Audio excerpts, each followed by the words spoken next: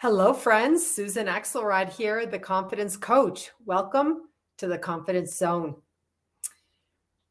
Today's topic is this, an old standby.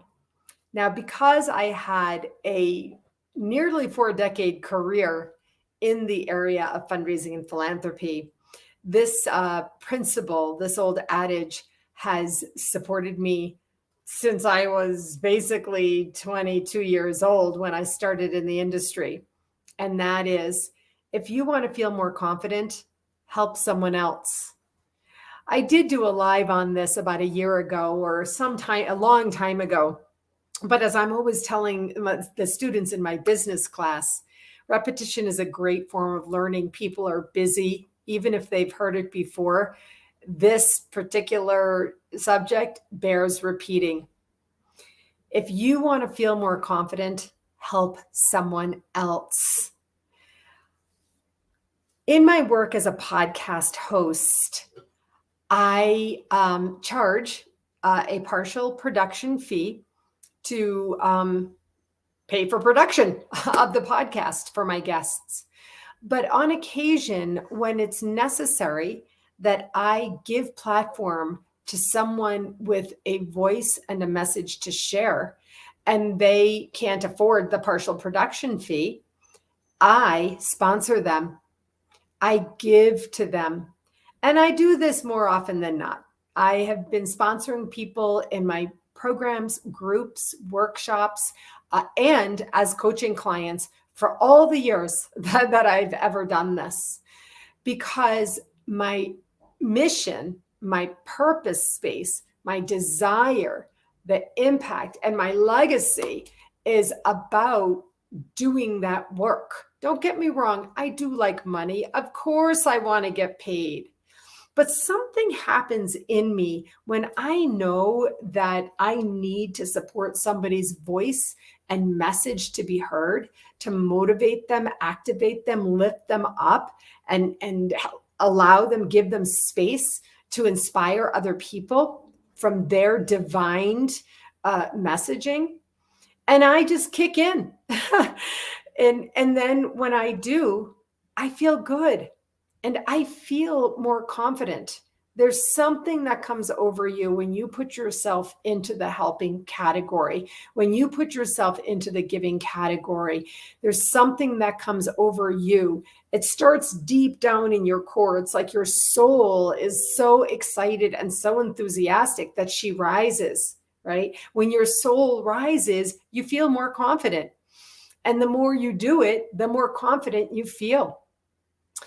There's lots of reasons that any one of us may not feel supremely confident. Me too. I got it going on. I'm not saying I'm supremely confident all the time. You hear me say this all the time. Just because I'm the confidence coach does not mean I'm supremely confident all the time, because we're humans first. But if there's one thing I know for absolute sure, it's that when you give to others, your confidence rises no matter what. Now, if you follow me, you know that I will not tolerate overgiving, right? It's not okay to overgive so much that we get depleted. That's not okay. And so if you heard my live the other day, 2 days ago, I did a live on what I call the magic distance between not enough and what? Too much. So that's your responsibility to know that. So giving is wonderful. Overgiving is depleting. But today, I just want to invite you to share this moment with me of what it feels like when you do anything you can, use whatever you have to help support someone else. It's a beautiful, amazing thing. They will never forget the way you made them feel. Recently, I can't remember the details. I can't remember the story. Somebody I know, I think it was an in real life conversation, was telling me about something they received. And I think it was a financial gift of some sort or other. I really can't remember what it was. And the person absolutely refused to let them, pay it back or whatever. And instead, they just said, pay it forward. And the person who was telling me the story was like, oh, I'll pay it forward because it was awesome. So if you want to feel more confident, if you want to find confidence, if you want to know what it likes to stand in the confidence zone, then use the old standby. When you give and support someone else, doing something that's meaningful to them, and especially when it's deeply desired by them, you rise and your confidence explodes.